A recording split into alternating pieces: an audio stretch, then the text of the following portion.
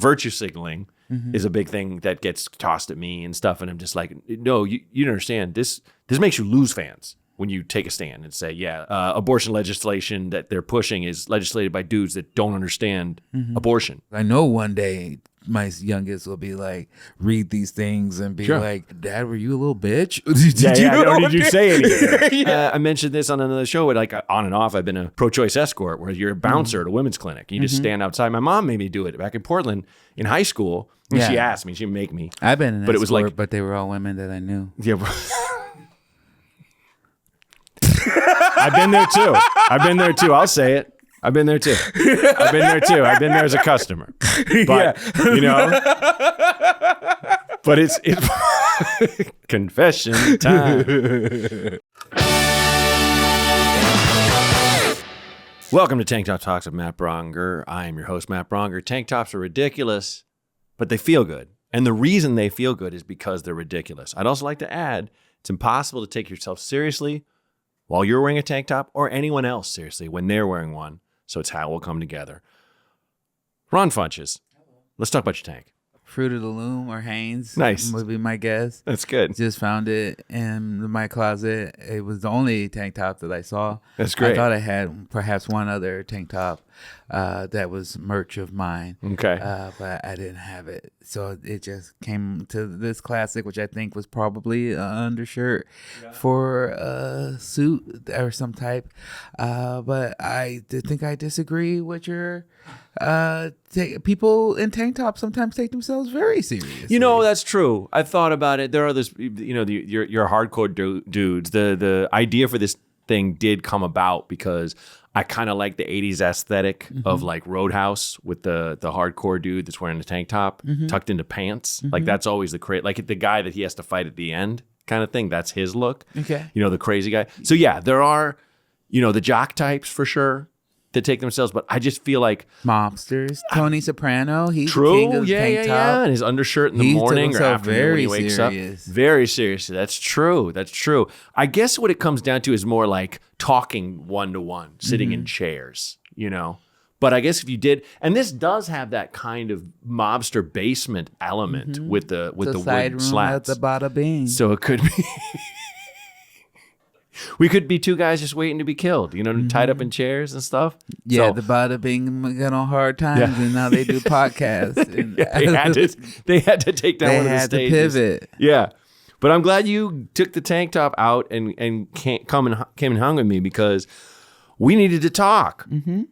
A, I was going to have you on anyway, but B, we needed to get some stuff out. We had a recent heart-to-heart that I was very grateful for, that we ended the phone call saying, well, let's talk about this on the pod, and kind of laughed and hung up. But it was like, it was a tense moment between us, that I will own from my end because I misread a comment of yours on a clip of me and Ben Wise.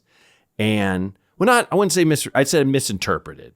Because it said you could. Let me do it. Oh, you want to do? You do it. Take it away, please. I'd rather, please. So on my end, I was just up, probably midnight, 1 a.m. Smoked a bunch of weed, of course. Was up scrolling, and came across a clip of your podcast where you and Ben Wise, I didn't know who he was at the time, but I watched the clip. I was familiar with him. But then it struck me how you were both so extremely pale. Yes. And so then I was like, oh, what would be funny is what Matt would probably think is hilarious is if I just write, oh, you could test your TV's white balance to this podcast. Then I woke up in the morning. It was not a ha ha ha. Yeah.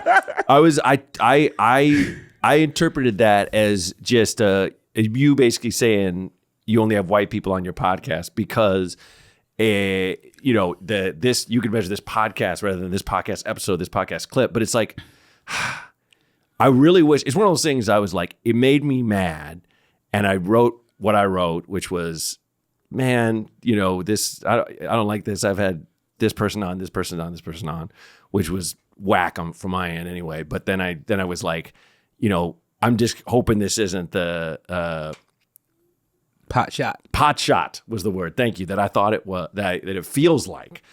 And you wrote me back on there and you called me and you left a message and you were so taken aback that I realized I need to unpack me and I need to unpack Ron because I've internalized something for a while now that I had not talked to you about at all.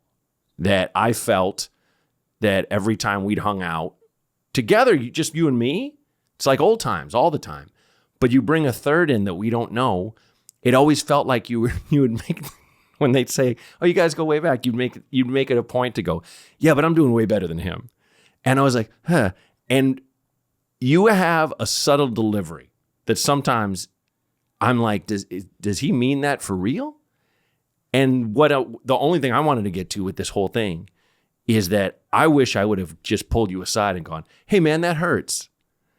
But I didn't have that connection with myself, with you, that I felt. And I'd felt long ago that you'd kind of, I'd always been so psyched for your success. And then B, I felt like, okay, he's pro wrestling it. He's kind of like, he's up here, I've got the belt, and he needs to talk shit, and that makes him feel better about himself. And I remember saying all that stuff to you in a nutshell on the phone, and you were kind of laughing and going, what are you talking about? And you also said, okay, like I'll own some of that, which I appreciated. But it was, bottom line, it was nice to talk about, you know? And it's made me kind of go, I wonder how many times men in particular have not reached out to each other and gone, nah, I know you're not the only one that I've had this with, but it really stands out, you know? And I loved how you kind of just went, well, yeah, I should have known that too when we talked on the phone a little bit, you know? It was really a beautiful moment. It was cool. Yeah, no, I mean, on my end, it sucks because I was made a joke and then we had an argument and then now I had to drive an hour to talk about it on a podcast. I felt like we squashed it on the phone though. I think the argument was over. Yeah. I mean, the gist of it, it really also kind of depends on when it was, like, because I will say, in general, I love talking shit. Like, I love to talk shit. Sure. It's fun to me. Like, there is a bit of the wrestling end of it. Sure. So I do like that aspect of it. And I do, but I never try to do it with malice. I think on my end, sometimes I come at it and I just like, I assume people know my heart and I assume people know my relationship with them, or I assume my relationship with them is stronger than it is. And so then like I'll make because it's not similar to you. It's not the first time that this has happened to me where like I feel it's been a theme in my life sometimes of either misunderstandings or like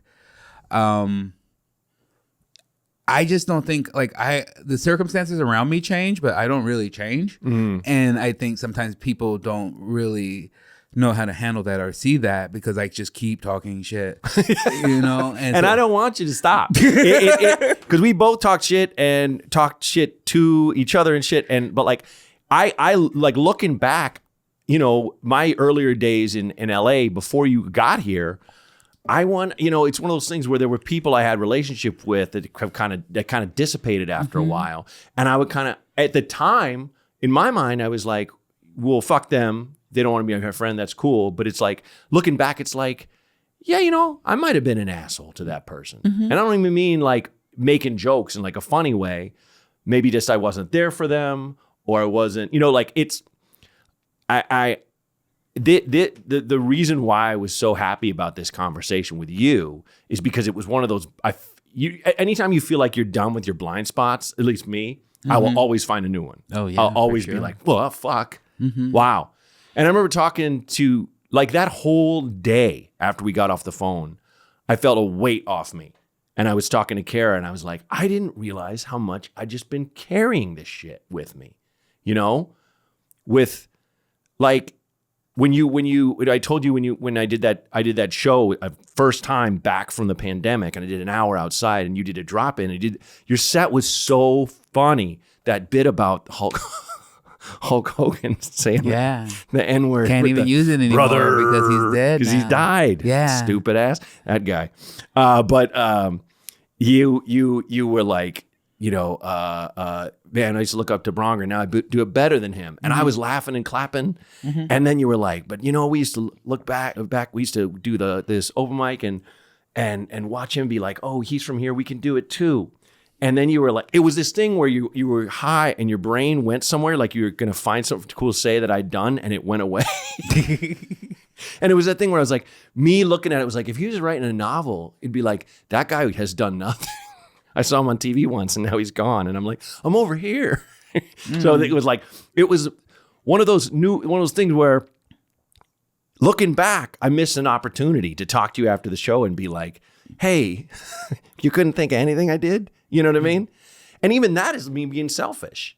Even that is like, oh, I should have just fucking laughed at the whole thing because I laughed at the hardest one. I'm better than you. The thing that always makes me laugh. And one reason I never did Last Comic Standing. And they asked a couple times back in the old days. And I was like, I don't want to have all my footage that you can just alter and make me look like the bad guy or anything you want. You guys have fun on cut. But to me, the most demeaning thing was they had to stand in front of the camera and go, I know I'm funny. I know I'm funnier than this person. I was like, that's inhuman. Yeah. Just make them fight.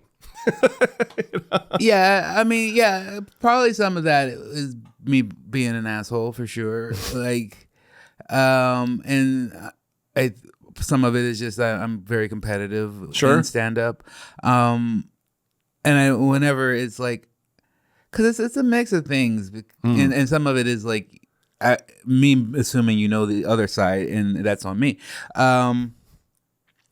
I think I told you on the phone, I don't care about credits. I don't, to me, no. I care about skill level. And the first half of that thing is like the truth of like, I look up to you. I watched your things. I'd watched you on Mad TV. I watched you on the like sitcoms that were not good. I watched you on like anything you do. Like, I mean, same thing with Moshe Kasher or anybody, like anyone that I looked up to, I would like watch their things and just be like, oh, this is part of the path. So to me, like, it was never like, oh, it's like this is all part of the process. Like, oh, I was on this shitty show. You were on this shitty show. We were, and then we're climbing up and we're doing stuff. And then me just being like, oh, I'm better than him. Like, I don't like if that was on like as a man or as like a person, I would understand like taking offense. But like comedy wise, like, I just believe in that. Like, no, I get it. You know what I mean? Like, I don't think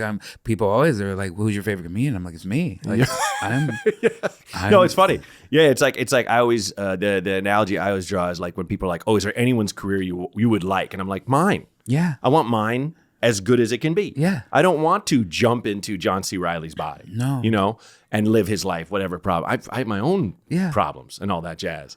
But I was so happy to have you A, on the pod, but also B, to kind of get that off of me because I do love you. I love you and too. Like we have this incredible history together. I still have the poster from that show we did at Hollywood where it was like me and you and Ian Carmel were opening for me. Now we got the sandwiches. They made sandwiches off They of us. did. They made all we all got sandwiches named after us. Yeah. And like there was Ganja John was backstage. I remember Malcolm was with you, and he had all of his. Ganja John is a weed aficionado in Portland with a glass eye. You might have heard Brian Posehn's story about him and why he gave up pot. I think is because of smoking weed with him all night, and then he took his eye out. Yeah, freaked him out. Yep, that'll do it. And so he had quitter. He had all the gummies laid out, and there were heart ones. There were ones shaped like hearts, and then there were ones shaped like a tree line. And he was like, "Do you take a lot of? Do you smoke a lot of weed?" And I was like, "No, hardly ever." And he's like, "You don't touch these tree lines. Don't ever go near these." I think of that a lot. Like that night, it was very funny. It was just like, Yeah, I still talk with Ganja John. Oh, do you? Yeah. Oh, yeah. How's he doing? He's doing okay. He lives in Roseburg, Oregon. Now. Okay, cool. Yeah, I mean, that's one of my favorite things is that I keep up with I have a lot of the same friends over the past few years. I mean, I just think in general, my views on friendship and my views on like just growing as a man have really solidified and changed. You know, I had a terrible divorce that wasn't really fun to go through, and then I had my son, and I think when you had kids and stuff as well, right? You kind of even then kind of compartmentalize things of like, oh, I have like my work friends and I have people who have met my kid, you know? Yeah. And so I kind of just, my circle in ways has just gotten smaller, but like in ways it's made me more isolated. And so I think I could feel some of the distance between us and then also like some other people within our, peer group at the time. And so I would just be like, oh, I don't understand it, but like, okay, I just keep, but same thing. Like eventually I did because it took me going through the divorce and then getting into jujitsu and getting into Pilates. And now I'm much more comfortable with conflict. And so that's why I think, whereas before I wouldn't have called you, I was just like, oh, I don't care. Like, what's the worst thing gonna happen? Like, we're gonna argue? Like, I don't care. Yeah, and I have not a lot, but I have perceived slights here and there. And there are certain people who I would reach out to, if it came down to it, like you and me. And there's certain ones that I might not, because there's certain people that aren't in my life anymore. And I'm like, and that's okay. And I wish them the best. But at the same time, there's definitely something there that I'm like, not to be harsh, but like, I don't know if this is worth saving. And that's fine. Yeah. That's okay. We don't have to be the friends we were, kind of thing. But with you, it was always this thing where I was just like, I knew that I had not owned up and just said, hey, Ron, can I just tell you this a second? Where it's like, I don't know what it was, but it's a strange kind of distance. Maybe because even like when Ian moved to LA, we didn't hang out all the time, but we'd kind of ping each other now and then. You and I really didn't do that kind of thing. I don't know what it was. But well, it was, on my end, in general, like I was like trying to figure out how to stay here, and like, so to me, I was like, oh, if I don't see you at my acting class, if I don't see you at my gig, I don't really, I don't drink. I don't think, I'm like, I don't hang. So like, I never really, unless you play the same games I play, then we don't really run into that. So sometimes I think people assume that it means that I'm like, I don't care or I don't think, but to me, like I always like, where I was like, oh, like we do the Christmas shows or whatever. Yeah. So then I'm always like, oh, clearly, I care. Cause I'm like, 100%. Let's go, let's do this. Yeah. And so that's what made it a bit confusing for me. Yeah. Sure. But that's kind of like, it's fun to talk it out. Like, was it the divorce that got you into jiu-jitsu?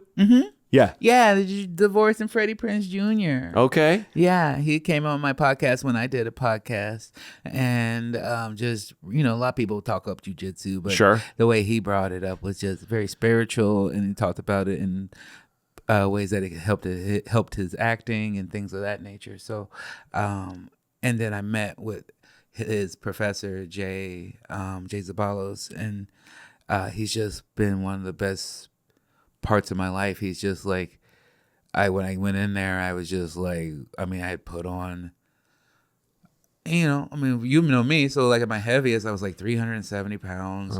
I got down to like 215, 220. Wow. When I shot my first special, or Giggle Fit. Yeah. And then I had been living around 235, which was fine for me. And then when I got my divorce, I went up to 275. Okay. And so was going into jiu-jitsu, and I was just fat and sad and dragging myself to this class and would just feel helpless. Like he would just be tying me up in knots and be talking to the other professor, and I'd be literally fighting for my life, and I would just feel like crap. But I would always notice at the end of every class I would be smiling, and I'd be so tired, and it felt like I was baptized. So Yeah. I would just lay there and just be smiling, and all the weight, all the like stress and fear that I was dealing with for the moment, like it was gone. And then like the more I'd go, the longer those moments would be. And now it's just like, I think you go with any of those things, is where I think, you know, to subtract my divorce out of it and just put myself in it, I think I spent so much time, for lack of a better word, like struggling and like trying to provide for Malcolm and trying to, once I got to LA, be like, oh, I need to get to acting class. I got to figure things out. I got to get things for my son. I got to get a home that I never had, especially once I got a little bit of success. I didn't have a base of really who I was and what I was about and what my boundaries were and what I didn't take for people. And it took like going through this divorce and rediscovering what I love. So now, like, you know, through jiu-jitsu, the Pilates, I try to go to a concert at least once a month. I go mini golfing all the time. I have a much better relationship with my friends and my mom.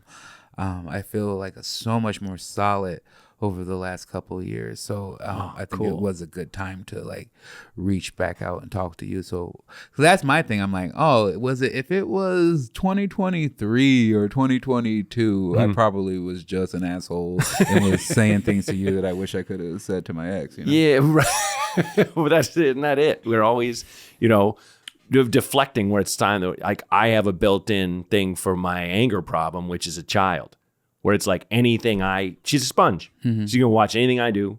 She's gonna do it to an extent at some point. And they did a study where it's like the voice that lives in a kid's head that tells them, into adulthood, the voice that tells us we're worthless or, you know, we're doing things wrong or whatever. It's the same voice, and it's your angry parents. Or your parents when they're angry. Critical parent. And so like I'm not necessarily critical, but it's like maybe I'm quick to react. And my wife is like, and I'm like, oh, you're right. You know, where it's like, I'm not angry at her. I'm angry at the person that cut me off, or, you know, me more often than not, or whatever. Yeah, no, it sounds like, because I mean, that's what I've been doing. I cursed out a security guard at the Universal lot the other day. I got into an argument with a comedian. Like, I just been like, if you're giving me this energy, you're getting it right back. Well, it's funny. I'm not carrying it with me. I like how you're like I'm less afraid of conflict, and now you're like, let's go conflict. Yeah, I just have a stronger moral compass, and this guy was being super rude at the gate, and I was like, you don't have to be like this. That's bullshit. You don't need to be like this. You could say good day to somebody. Yeah, you don't have to be a little bitch. I mean, Seth Rogen said like doing karate as a kid is what made him be able to pitch a show, you know, with both feet on the ground. Like, I'm not, take it or leave it, you know? And you mentioned Pilates. I have a Pilates trainer I work with once a week now, because my wife is like, you need to do this. Because my dad is like, you know, his whole back is like this. And that's what happens to us tall dudes. We just, gravity starts pulling us down. And I work with her, and she's like, oh, you're favoring this thing or whatever. And then we start working on that. And I'm like, oh, fuck. Now I stand up straighter. I have more inner body strength and more inner strength too. But like, yeah, I'm fascinated by the jiu-jitsu thing because a lot of my friends do it. And, you know. You can come by if you want to roll. Let's roll. Yeah? Yeah. Okay, try it out. Yeah. Let's get to this. Let's fully make up. Let's hug. I'll choke you to sleep for there a you minute. go. There you go. Give me a nap. Yeah. Tap, snap, or nap. It's fun, but I love Pilates so much too. Same, yeah. Do you do like the reformer? I do it all. Nice. Yeah, because I go like 3 days a week, 4 days a week sometimes. And yeah, similar. I just very stiff.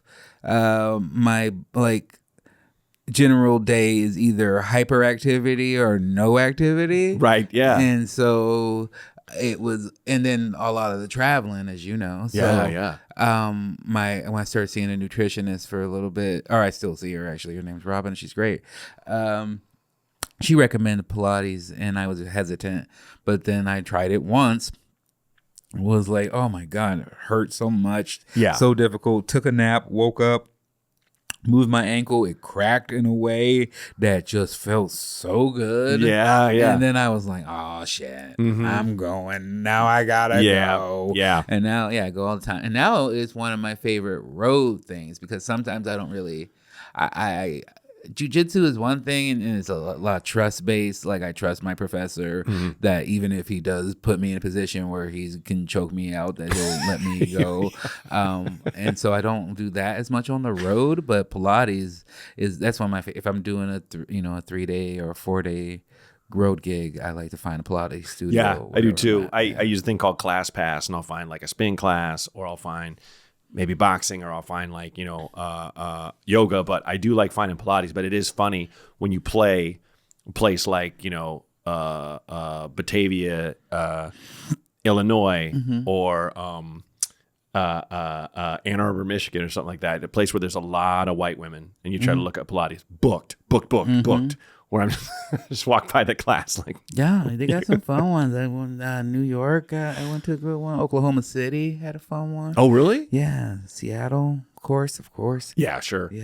Yeah. But it's like it's very funny when you talk to those guys, especially I notice young guys that are like your age, and I'm a little older than you, but like my age, older than 30, that do Pilates. They're kind of like, okay, this hurts, but I can tell it's a hurt I need. Dudes like younger than 35 that do it, it's like, it's the worst thing I've ever done in my life. I hate it. And it's like, I feel like maybe you got this too early, not you, but this some guy. People, yeah.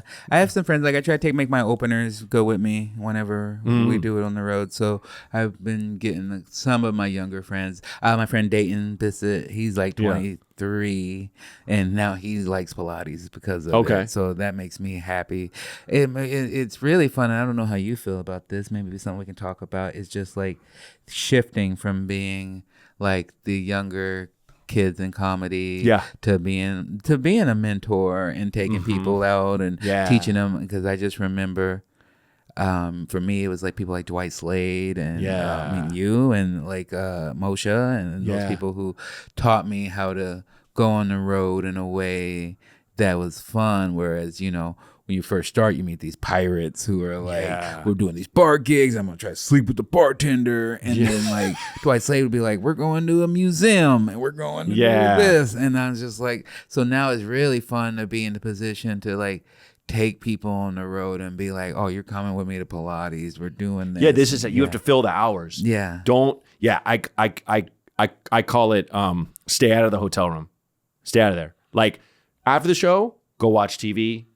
Eat some candy or whatever you want to do. You did your job, But like those guys that, and I definitely did this on the road, where they stay in the hotel room all day until the show, jacking off or whatever. Oh yeah, a lot of times. Yeah, I've done that sometimes. One bed for sleeping, one bed for jacking. So get the two queens. Yeah. But like, because we also had those guys who just were like complete nihilists that were kind of like, they'd hit the wall of where they were going to go. They were only playing these certain zones and stuff, talking shit about every comic and why they're a hack, where it's like that energy I can't be around anymore. I can, talking shit's fine. But like the thing of like the hatred that came off these guys that I was opening for. Isn't that the fun? Like, there's a thin line. We're fun to define it. It is so fun when someone calls out a thing about somebody that everyone notices and annoys everybody a little bit or whatever, and we laugh. Even if they're there and they laugh, or if they're not there. But like with those guys, it was just like, it was this thing of like, kind of this thing of like, he's got what should be mine. Like, I mean, I'll tell you why. And it's also, if that person were to come into that room, their attitude would change completely. 100%. And that's the thing that like, I don't like I've always been a key of like, if I don't like you, I don't like you. Sure. There's no like gig that you have or nothing that you have that can make me go like, you're cool. Like, right, yeah. No, I'm like, cool for you, but I don't like you, and that's fine. And I prefer like that, like that's what I love about my friend group is that we will literally be in Discord talking trash about someone. They will come into the Discord and we will go, oh, you just missed this. Yeah. This is why you suck. Yeah, this is you what missed we this part. just said The part we said about was you. funny, but the part that was really funny was this. Yeah, I made friends with Tom Segura. Oh God, more than 15 years ago. We were both doing this weird show in Venice, and he went up and he had this really funny set. He had a bit about a guy honking at him behind him, and he looked back and the guy went, "Not you, the guy in front of you." And he's like, "You can't honk through me, man. This is bullshit. You're honking." And I remember that made me laugh because the way he did it, that's subtle. Yeah. Made me laugh. And I was like, "Oh, that guy's funny." And then there's another guy, or maybe I followed Tom, and I went up and I had shit I was really trying to work on. So I did fine. And this fucking older dude comes up and he's like, "You know why you didn't do that well?" And I'm like, "First off, hello. Hi, I'm Matt." And he's like, "Because that guy before you, he wasn't supposed to do that well. He's not that good." And I'm like, "Do you know him?" And he's like, "No." And I'm like, "I'll see you, man." And I walked over to Tom and was like, "I'm Matt." And I made friends. Was that literally a change, not a change in the guard, but I'm going to get away from you right now politely and then talk to this guy and say, "Hi, I think your jokes were funny and shit." And I remember doing a Zoom, what was it? All Things Comedy did this kind of Maker's Mark sponsored this little get together where they sent us all these little tiny Maker's Marks, and we made one old fashioned each and kind of thing. It was me and my wife, and all these comics were on there bringing their kids in. "Hey, this is so-and-so." And I'm like, "This is Rose. She's one," And Bill Burr was down there and he was like, "Hey," he was pointing at me and I was pointing at him. And he texted me the next day. He's like, "We made it." He's like, "We didn't become those shitty old guys with no kids that we used to open for." And that landed so hard where it was this, I think those guys just never committed to anything as much as they committed to comedy. And as a result, their comedy suffered and they were just bitter. Yeah, well, I mean, obviously, different strokes, different folks. I don't recommend kids to anyone, right? But I love mine. That's fair. But I will say that there is a certain trope in comedy of people loving comedy and wanting to do comedy so much that they will stunt the rest of their life. And in turn stunts their comedy. And I've always been a big believer of letting my life lead my comedy, and I've gotten a lot of great feedback in that, because there was a time where I was just getting roles of the fat friend or just roles based off my size. And to have people like Bill Lawrence and stuff be like, "Oh, you're just talented. You don't, if you want to lose the weight, we don't care what size you are." Yeah. And to hear that and go to that and see feedback of people being like, "Oh, because you get the classic Chris Farley, be like, "Oh, you were funnier when you were fatter, or you were funnier when you were more of a people pleaser, and you didn't you were nicer to everybody." And I'm like, I don't care. This is me now. This is what I do now. Yeah. If you like that, it's my favorite type of musicians. They'd always be like, "I'm growing and my art grows. If you like the old stuff exists." Yeah. I'm not going to keep doing that album that you fell in love to. Exactly. Absolutely. I dropped 30-40 pounds after from after 2009 or 10 or maybe 2011 when I started taking exercise classes, when I started being in groups of people that would motivate me, because just going to the gym wasn't doing it. And I remember because I had a doctor be like, "You got to drop 20 pounds and be healthier and stuff." And I remember having that same kind of, but if I'm not the guy with the big mop of curly hair, and this big frog gullet of a throat sticking out, and what character are they gonna? What? I'm not gonna get cast. And it's that doesn't matter if you're dying too young or you feel bad all the time. Yeah, it's not worth it. No, it really isn't, and it sucks when people get trapped in it. It was fun. I mean, if you even just watching the John Candy documentary. Yeah, man. I'm afraid. I haven't seen it yet. I watched the trailer and sobbed in a coffee shop in Mobile, Alabama. I was embarrassing myself, but didn't care. I'm just I got the headphones in because it's just what that guy meant to me and us. And but yeah, Yeah, it's beautiful. It's a beautiful documentary. You should I gotta watch check it out. Watch it. Watch I gotta the check whole it out. thing. So you Yeah. think you're gonna get better at like conflict now and telling people when they're, because that's, I mean, that really, that would be the main, that's what I love, because it's like, oh man, I was probably in the wrong and an asshole, but you didn't say it, so now it's your fault. It is. Yeah. I'll take it. I'll take it. Yeah, no, I mean, it's like I've gone through the period. I still don't own everything for sure, but I'm done with that part with the old me that didn't take as much, ownership as I should have.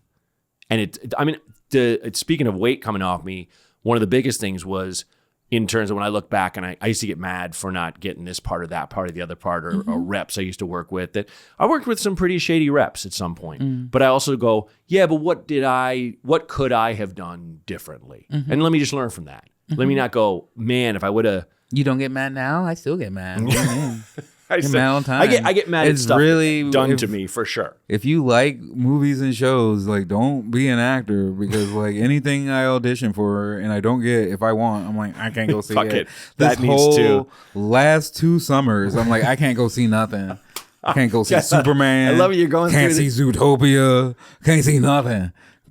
Oh, dude, friend of mine got let go mid rehearsal from Zootopia. And I remember talking to him and going, I saw it with Rose, and I saw it and I was like, oh, I see why they let you go.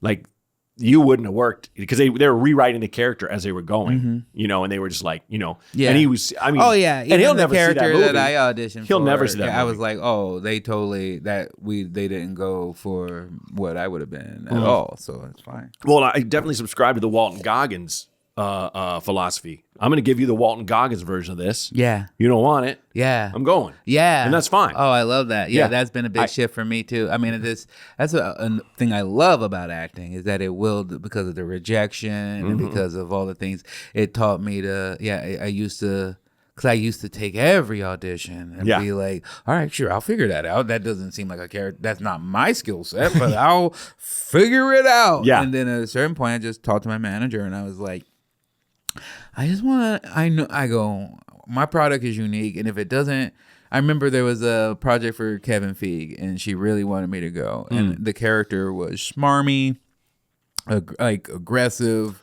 He was like a tall, to me, he was, he seemed tall, white, and like very like car salesman-y. Okay. And so I was like, that's not me. Right. Like, I can't play like that. I can't transform in that. I go, and if I were to try that, that's muting the parts that are good about me, or heart, or like humor, or offbeat comedy. And if I can't showcase that, and this is the first time this man sees me, Right. then this is how he's going to view me. Yeah. And so I go, I'd rather bomb. I'm sure there'll be something else he'll do. Yeah. That like I can go in and showcase my skill, but I don't want to do this. Interesting. You wouldn't even go in? No, because wow. because I knew I would be terrible at that role. Well, I would argue I would like to see your twist on it, because I've gone in for stuff where I'm like, okay, I know they want. Yeah. They're like, there's degrees to that. But I hear you. There's degrees to that for sure.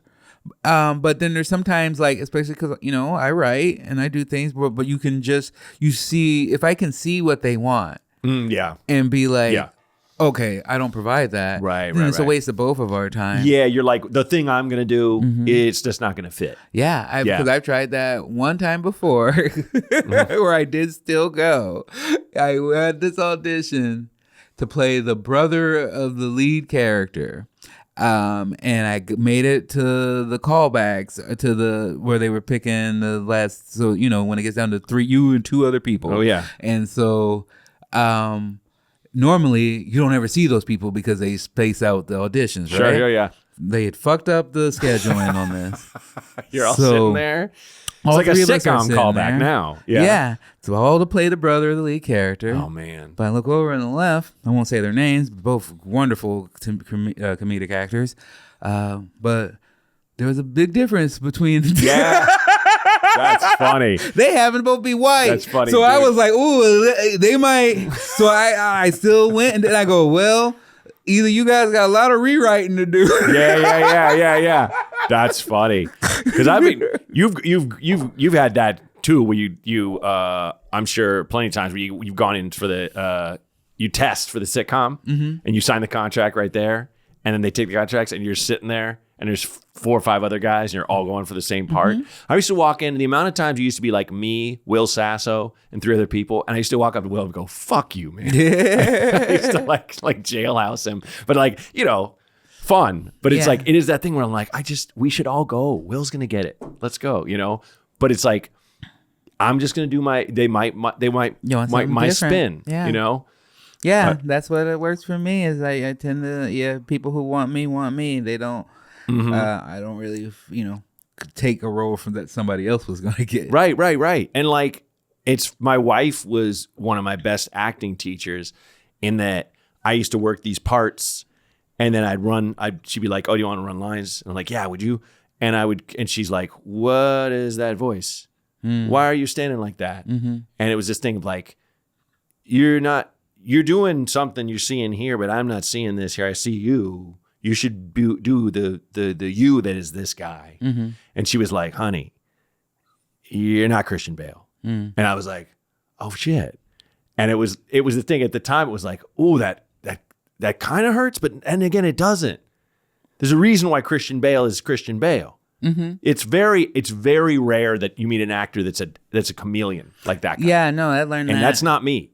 That's what's fun to learn. Like, where you go like, okay, there's like 10% of people who can kind of mold themselves into any role, and some of them seem very interesting, and I have interest in deep respect. Some of it seems like a psychological defect. They seem insane because they have people. like, they're just like a husk that takes on whatever. So then you don't even really know who is really inside, and to me that's terrifying. They've Method and Stanislavski's themselves out of existence. Absolutely. We're like, what's the last layer of the onion? Is there nothing there? There's nothing there. Yeah. But then you find out most people are just playing versions of themselves. I know. And then you're like, oh, okay, cool. I just had to figure out and dig more into me and what is into me. But then you're like, oh, okay, that Michael Rappaport really an asshole. Right.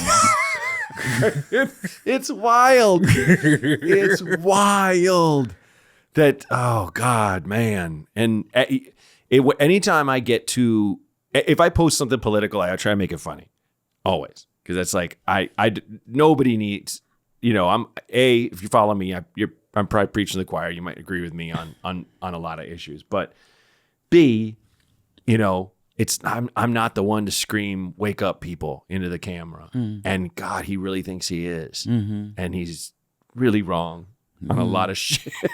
Yeah, I mean, they're just strong. It's like the Justin, like there's always this Post Maloney type of thing where they start off super black, ultra friend of the black, and then they like switch it up and then move it over. It's probably weird that I said bro just now, but like that hit me. It hit me because it makes me think. You know, Justin Timberlake, you know, amazing performer.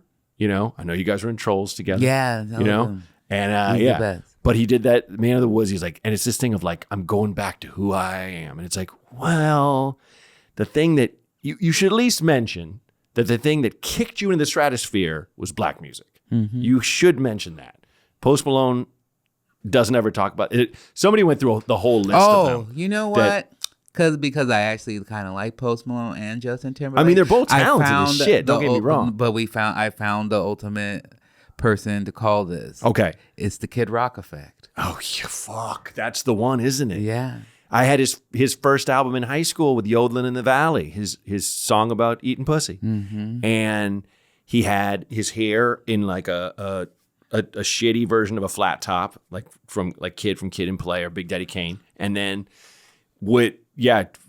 started adding rock, started adding, you know, cowboy shit and stuff. Got real racist. And then it all came out. Made his whole fame off of pretending to be black, and then got racist. Yeah, it's crazy. I mean, it's wild. When you're from Detroit, but you're waving a Confederate flag, there's something wrong there. That's not even where that was. Not anywhere near the South. No. It's crazy. You get that all the time. Can't even do that heritage not hate bullshit. Yeah, like I mean, people from Seattle who are like that. You're like, what? Yo, what are you doing? Seattle. Yeah. You should have a little orca in there with the fucking. Go to a Seahawks game. It's all these angry, aggressive old white guys. You're like, what are you doing? It's so stupid. And the thing that makes me crazy now is, I mean, lots of the modification, but I feel like it's the spoonful of sugar that makes their poison go down. Is all these country bars, modern country bars, popping up everywhere. Like I go to Wrigleyville in Chicago, there's country bars everywhere, and I'm like, that's not even this part of the country. Like there's a dope old timey country bar in Chicago that we used to go to, and it'd be all kinds of people's stuff there, and it just feels like a Johnny Cash kind of thing. But like the modern stuff where it's kind of like beers and trucks and wink wink. Don't try that in small town bullshit. It's just like, come on, we're going back to this again. Yeah, it's true culture war. It's really, it's a real. I mean, I will say you do a thing I haven't seen a lot of people do, where you'll promote a show and make a political stance that you really, really believe in about the area. Where were you talking shit about the female reproduction policies? Probably Tulsa, Oklahoma. Maybe something like that. Yeah, like talking shit about their abortion policies and stuff. And I'm doing 3 shows. I was like, whoa, this is new. Yeah, this is cool, people man. like it though. I Because loved you go in there and the people, you find out that like there's this true disconnect between what we see online and what we see on TV, and like you go into the real world and talk to people, and for most time you're like, oh, like they're, especially if you're talking as a man, if you're talking about reproductive issues in the South, there's just this nice like, oh, thank you for like speaking up about these type of things. Yeah, because people feel really scared, and I just feel like I feel scared sometimes, but the best thing that I can do is my job, which is to make fun of things and make jokes about things and take the piss out of things. So, I've been really leaning. I mean, I've never, because when you do, people try to like label you, and I've never been that like, if you want to be like, oh, Ron's a Democrat, like I would always be like, well, I just believe in being a good person. Yeah. And if that makes you a Democrat, like, okay. But like, I would have never have labeled myself as that. No. You know? No. And so to see that, like, it's a real strong shift in me, because you've seen, like, if you go back to my old album, like one of my biggest bits is talking about how I don't like talking about politics. Yeah. But I feel like what is politics has changed from being able to just disagree about where people should spend money and spend, and even if something is abortion, I think is like, okay, I understand disagreeing on that. But when it comes to like what's going on now and what's going on with like just people, because I just remember I lived in North Hollywood during this first term, and just seeing the fear in some of my neighbors who were clearly, undocumented immigrants, but I lived amongst them, and we were great people, and would invite me over and give me food, and we're kind, great neighbors. And to see the fear in their eyes, and people being scared to like send their kids to school, or that their dad wasn't going to come home from work, like it's just something that I could never get behind, and will always have to stand up for. So it just, in that point, it's just like, I think having kids makes me be like, I don't ever want, because I know one day my youngest will be like, read these things and be like, Dad, were you a little bitch? Did you say anything? And I mentioned this on another show. Like I had met a couple bigger timer entertainers saying like they just stay out of it because then you lose fans. And I'm like, yeah, that's fair. But like my thing is, I selfishly want people to know where I stand in case I go, in case I die. I want people to know where I stood on things, and not the thing of virtue signaling is a big thing that gets tossed at me and stuff. And I'm just like, no, you don't understand. This makes you lose fans when you take a stand and say, this abortion legislation that they're pushing is legislated by dudes that don't understand abortion. They don't understand the female reproductive organs at all. Yeah. You know, and how this is a life-saving operation in so many instances. And the more you stay out of it, the more lives you're going to save. You know, like I used to be on and off. I've been a pro-choice escort where you're a bouncer at a women's clinic. You just stand outside. My mom made me do it back in Portland in high school. And she asked me, she didn't make me. I've been an escort, it was like, but they were all women that I knew. Yeah. I've been there too. I'll say it. I've been there too. I've been there as a customer. But, you know, but it's confession time. But you know, I never forget standing there. Like there are guys that, you know, they yell at the women when they're going in, who more often than not are just getting, you know, a cancer screening or like free getting the pill for free or, you know, whatever. But like when I saw the women going in there alone and scared, I'm like, well, this has to stop. This is fucked up. Yeah, people always act like people are just having fun. Yeah, like it's such a good time. Yeah. The vibe in there. Yeah. It's like a party. It's a club. It's so depressing. Yeah. Yeah, it's just a weird one time, but I feel like you got to because I think as a comedian, our worth and our value as being like an art form that people actually be like, oh, this is a form of truth and stuff, is never been more compromised. You know, I feel like you're seeing and I can't prove it or even have a term for it, but for lack of a better term, what feels like state sanctioned comedy. Yeah. You know, there's a lot of things that feels like are approved by the government 100%, and they're being pushed out upon us. And so I think at this time, it just to be a real artist, to be considered taken seriously, you have to like stand in opposition of that. Yeah, it's always been a thing to kind of speak truth to power. And to your point too, no matter where I go, I want to not only connect with the audience and obviously make them laugh, but I want to know them a little bit. I want to feel their lives. I want to give them something that I heard this great quote. Joan Rivers said, "Every time you make people laugh, you give them a little vacation."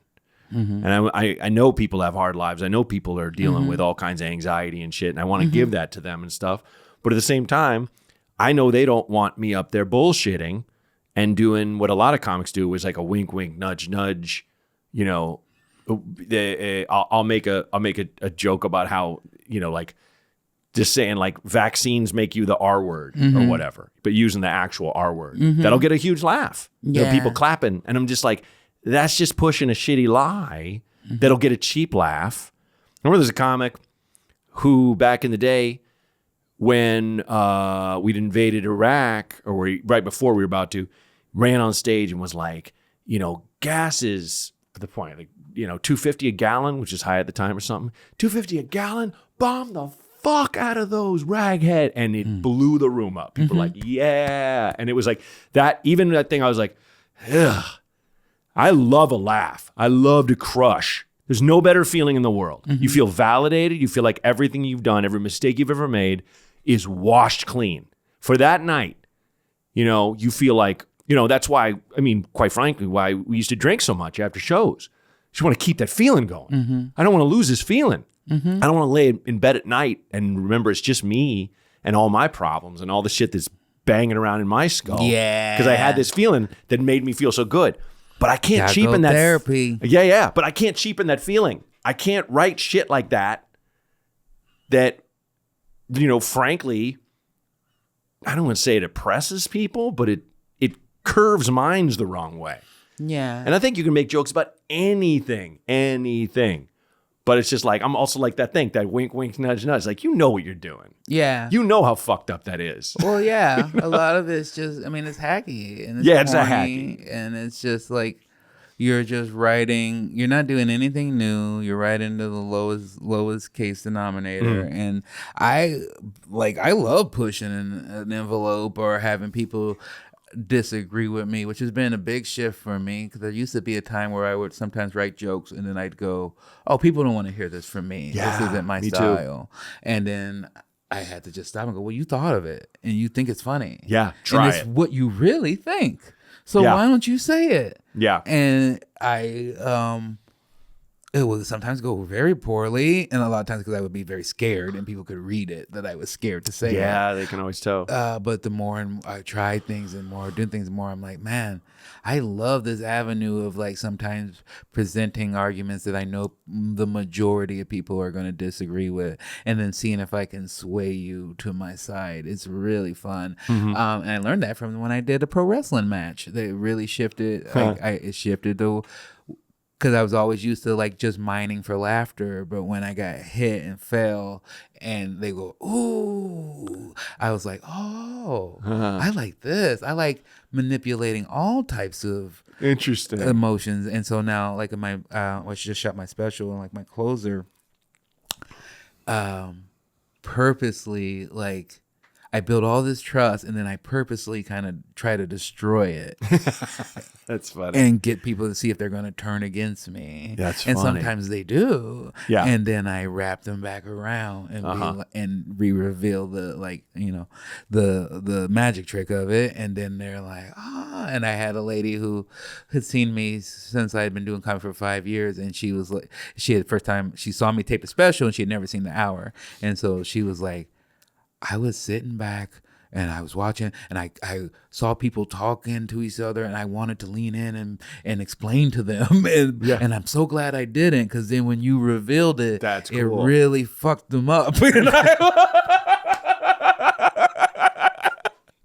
And I was like, yes, that's what I like. It's so fun to find these new things to mess with. I've never been a believer of like, you can joke about anything, but I'm also a believer of like, I want it to be from a true perspective of your perspective. Yeah. I don't want you to have a joke about trans people just because that's in the zeitgeist for you. Sure. You don't have anything that you don't have a friend. You didn't go through that. You yourself are not trans. Like there's so much of that right now. Right? Yeah, it's insane. Like 80% of comedians have a trans joke, but don't have a trans friend. Right. So like, that me, that's pointless. Yeah. I want to hear a joke from someone who's actually the best trans jokes I usually hear are from people who are trans. Yeah. And it's when I say you can do a joke about anything. Not anyone can do any joke about anything.